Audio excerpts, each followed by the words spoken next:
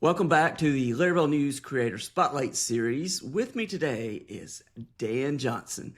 He's created this brand new package called Pinout, and we're going to talk about it. So, Dan, welcome to the show, and thanks for being here. Yeah, thank you so much for having me. Super excited to be here. Yeah, so you have this brand new project. I say brand new; it's been out a few weeks now. I think you announced at Laracon India, but it's called Pinout. Is that right? Yeah, that's right. So, to be honest, I've actually been working on this I think I started this about 2 years ago now. And yeah, it's just been one of those things where it's stuck there in the background. I've worked on it every now and again.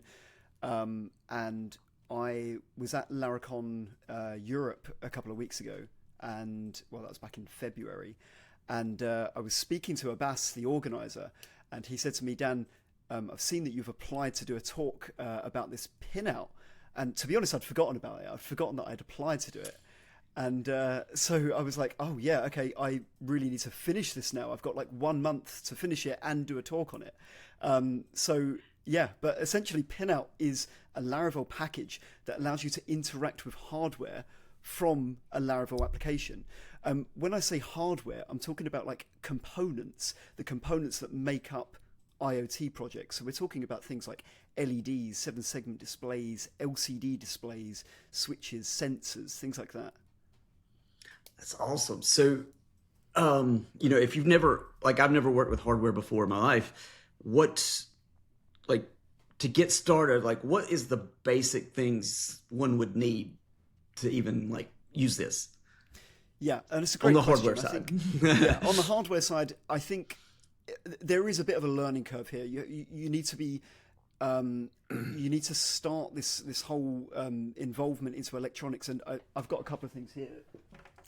So this thing here is a breadboard, and this is like a device that you can use to piece together a prototype circuit without doing any soldering.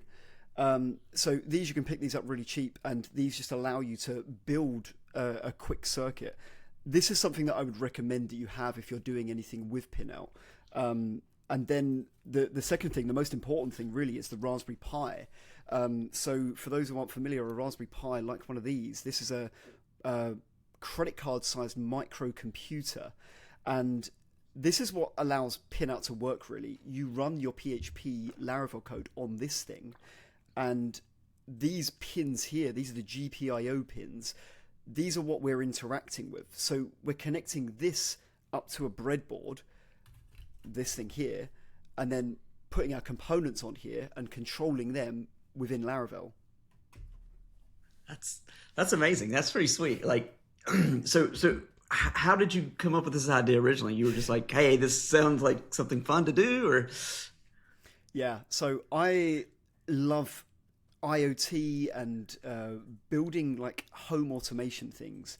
And a couple of years ago, I started just experimenting with it because I have no background in electronic engineering. This is just something that I've picked up as a hobby. My first entry into this IoT stuff was I wanted to build something that can automatically water my plants. So I'm terrible at watering my plants. I forget to water them and then they die. And the only solution for that is tech, building something to automate it for me.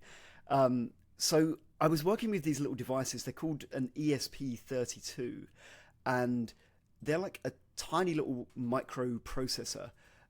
You get these things like in smart bulbs and things, yeah, loads of home automation products. Right. And I was building things for these, but the problem is they're really small. They're really basic on the resources they have. So you can't write in PHP. You have to write in C. And it's a bit of a pain as well, the development process. You have to plug it in and flash a program to it. It's a really slow development process. And I just thought, this really sucks, and PHP is great. I want to be able to do these home automation things. I want to be able to interact with hardware in PHP. So I went on this wild rabbit hole of trying to get PHP running on one of these tiny little chips. And eventually I gave up with that. They don't have enough resources to be able to run PHP. They don't even run an operating system. So then I thought, I don't want to let this idea go. I really think it would be fun to be able to interact with hardware just by writing PHP. And then I remembered I've got loads of Raspberry Pis just sitting around, and I'm sure loads of other developers can relate. Like, these things, when they came out, they were pretty cheap, and people just bought them thinking, oh, I'm going to build something cool with that. And I remember that these things have these GPIO pins that allow us to programmatically control hardware. And a while ago, I'd already dealt with stuff where I could write like a JavaScript application that would interact with these pins. And there's already a bit of an ecosystem for interacting with hardware from JavaScript.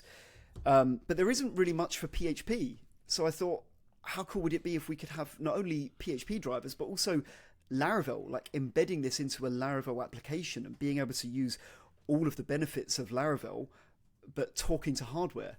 And that's really how it came about. That's pretty sweet. Like that was thinking outside the box too. I love that. And like what are some cool things you've created so far besides the plant watering? Yeah, so the plant watering, I did that first with the ESP32 and wrote that in C, and then that was the first thing that I rewrote with Pinout. And then after that, I got really excited, and I thought, all right, okay, what more things can I make? My favorite thing is, so I love pizza, and I usually order from Domino's Pizza.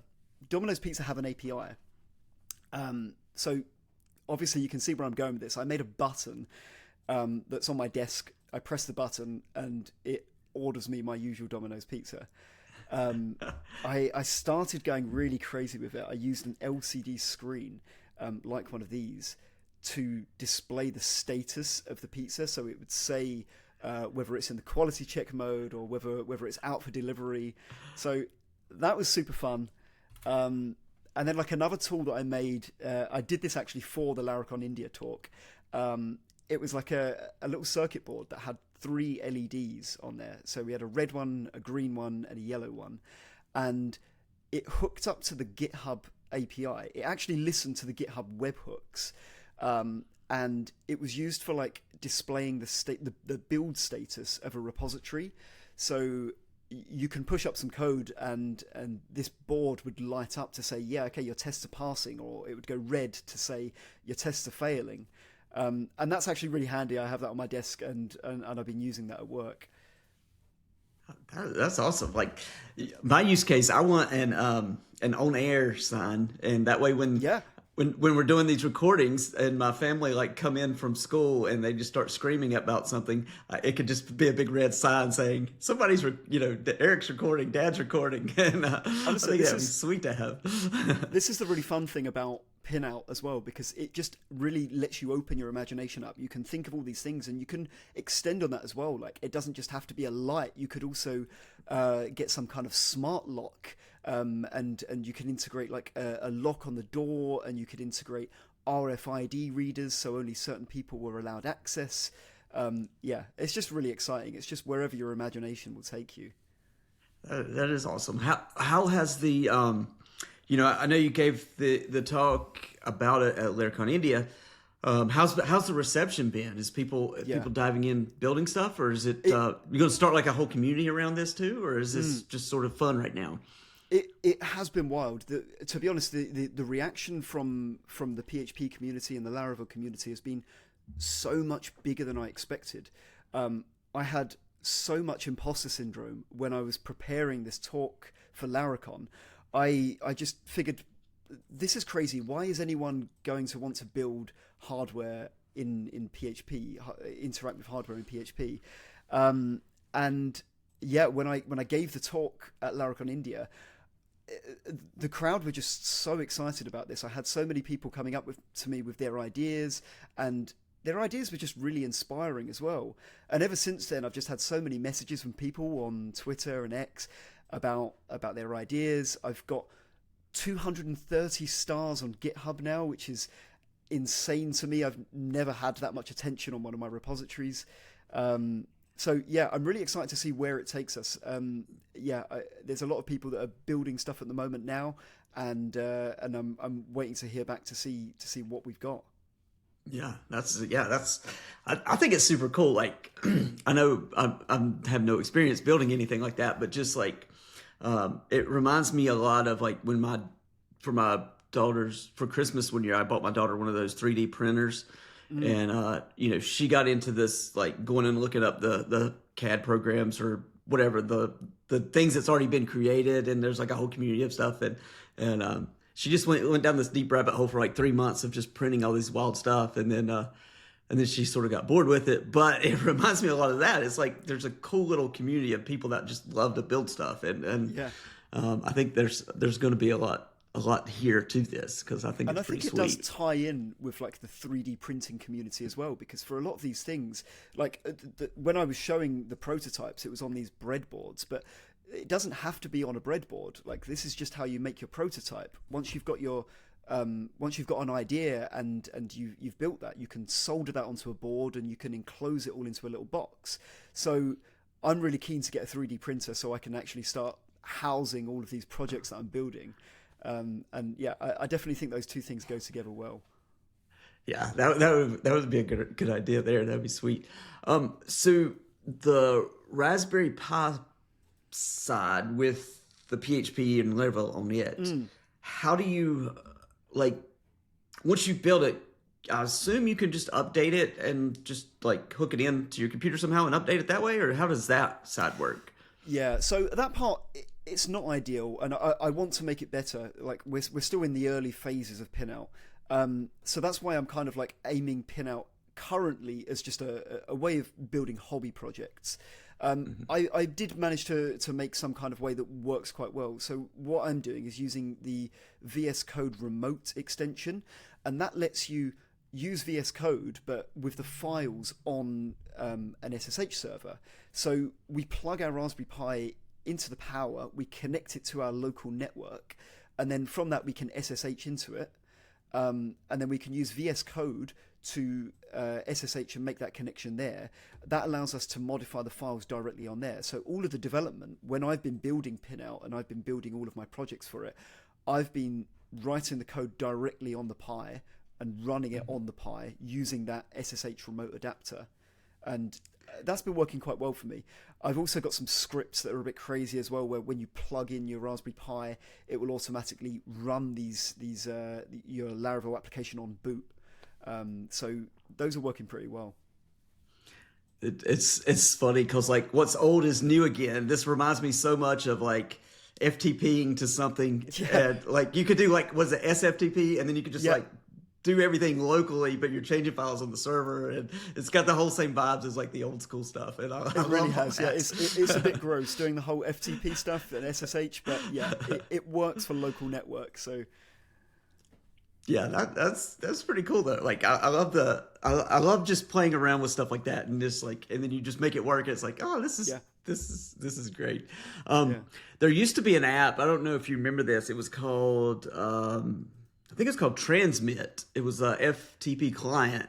Yes. And it would sync, so your local and then your server, and you could just like connect, and then you could just like sync, and it would look at file, date time or timestamps, and it would actually sync every single file between the two places. This is bringing back horror stories from my first job when I was a junior developer. My first job as a programmer, we did not have any source control, and the way that we deployed to production was via not even SSH, it was FTP, and we used Transmit to modify the files. But we didn't use that synchronization functionality. No, we did the manually edit the file. And then the problem was between local and our pre-prod environment and our production environment, everything would just get so out of sync because we'd just be copying blocks of code and be like, I'm just going to put this bit into production. So deploying to production became this whole diff merging exercise. It was a nightmare. I remember those days well, and then I also remember we're sort of going off on a tangent, but I remember going from there to CSV or CVS, the whatever concurrent versioning system, and then from there to SVN, but like I could never branch because every time I tried to branch, I never understood what happened and it seemed like I broke stuff. So it's like I just had it for like a history of things and that was it. And thankfully Git came along and everything got way easier. Git and Mercurial, that was another one that we used somewhere in between all that. It was Oh, I never used that one. I'm lucky. I just went from the absolute worst setup to the best setup with Git. Yes. Yeah, you got to skip all that terrible stuff Yeah. in the middle. And Yeah. and what was crazy is like the SVN stuff, I remember it was a pain to do it on our computers back then. So we actually paid a service like $50 a month just to host our, SVN files or projects or whatever. And Oh, wow. so yeah. It was a whole different world back then. Those I'm crazy glad we've all times. moved on. Yeah, me too. But yeah, I'm trying to think of other ways to do that. I guess that's sort of the only way you can do it, right? You got to have because you need to have all the files up there. Yeah, this is the problem. You need to have, and it's not just that. You need to have the PHP running directly on the Pi so that you can interact with those pins. Because the way that it works on a deep level is, it's interacting with the system commands in order to interact with that hardware. So there's no way that we can like run the PHP on a server and then get it to interact with the hardware on the Pi. Right. And that also helps like I'm just assuming like so you can put everything on the Raspberry Pi, then you don't have to worry about internet or nothing else. It's just self-contained and you're good. Yeah, exactly. You can deploy it in a wall if you wanted to, if you don't think it's ever going to break or anything. Yeah, totally, yeah. And you can even run these things on batteries as well. I mean, like, there are some models that are larger. Like I've got a smaller one here as well. This one is pretty low power hungry, so yeah, you can run these on batteries and you can give it no internet access and just run your commands. And that's the beauty of it as well, because it's a Laravel application. You can hook it into things like scheduled tasks. I actually made a clock, which was wild, but I made a clock with Pinout, and it was a scheduled task that ran every 500 milliseconds and got the current time and then outputted it to an LCD screen. Yeah, it works great. No internet access required. Can run on batteries. That's pretty sweet. Yeah, that's amazing. And I'm trying to think of any other weird use cases like that. I guess the only downside would be not time zones. Daylight savings. Daylight savings, yeah. Daylight savings is always a pain. There's always some kind of time zone issue going on. Yeah, that never ends. But I do like that idea of like you can just schedule stuff and like I'm thinking like turn on light. Like yeah, it's sort of like there's just going to be so many unique things that you're going to be able to do if you just have a little creativity. Yeah, well, that's awesome. I'm trying to think. Did we miss anything or anything else you want to talk about as far as Pinout that maybe I did not bring up in my questions? I think I'm going to touch on like the way that Pinout works, because it was quite a fun journey on like how I built it. There were 3 routes that I took, each one just getting more and more complex. So the first, when I had the idea for building Pinout, it was really dirty. It just literally called like shell exec commands. So the Raspberry Pi comes with some CLI commands built in to be able to interact with these pins. And the first iteration was just calling those shell exec things to turn them on and off. That worked great for things like turning on LEDs, turning on switches. But then when we started to go to more complex hardware like LCD displays, it was just way too slow. You can't drive an LCD screen by sending it all of these bits of information just by running a command line for each bit of information that we're sending. So then the next iteration was I looked at how this command line worked, and I found that the command line was just interacting with files in like the root directory of the Pi.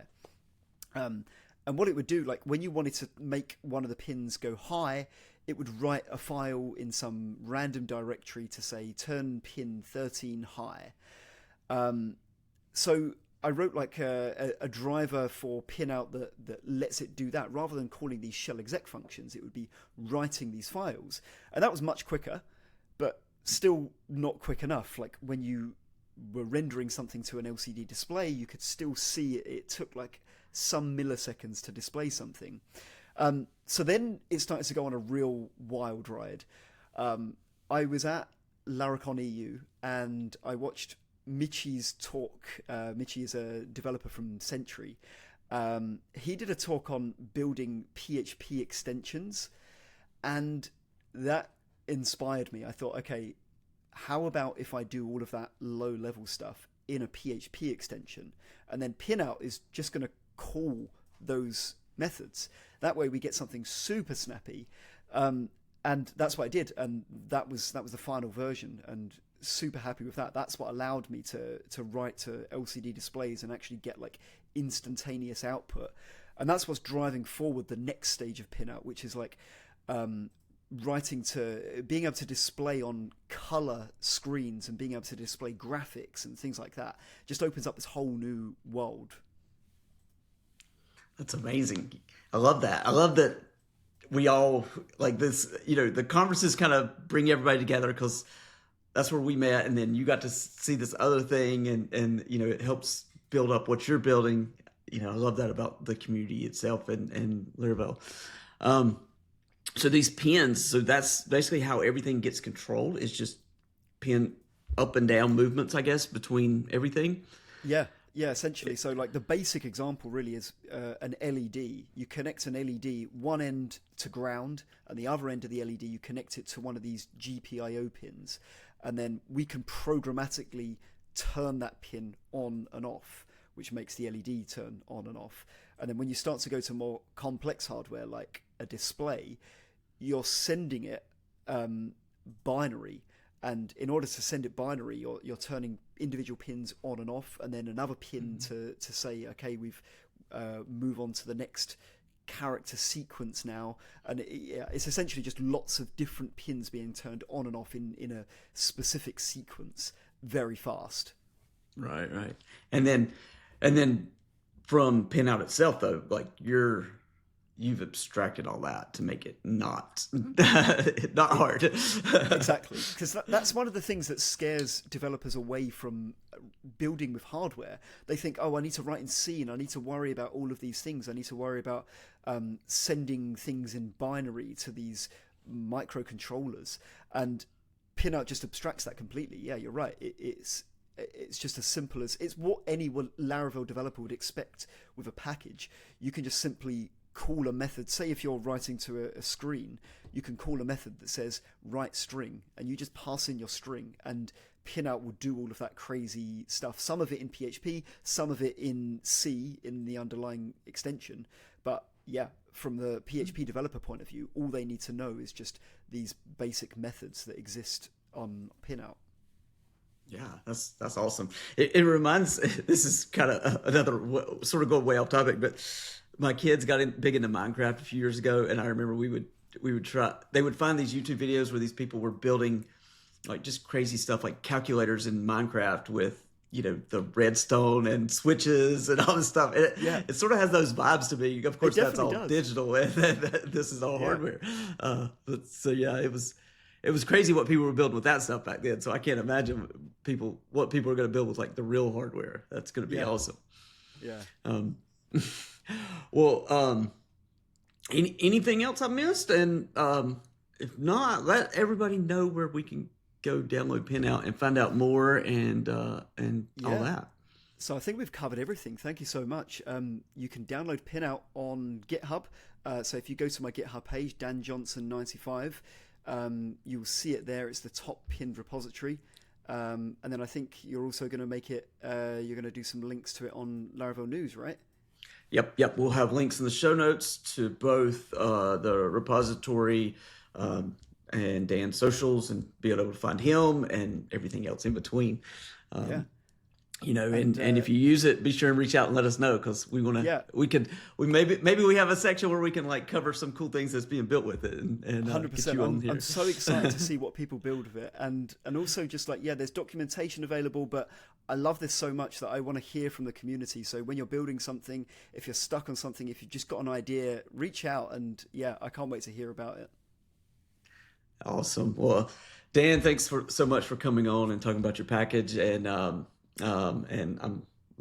really looking forward to seeing what people are doing with it. So thank you again. Thank you so much. Thanks for having me. Loved it.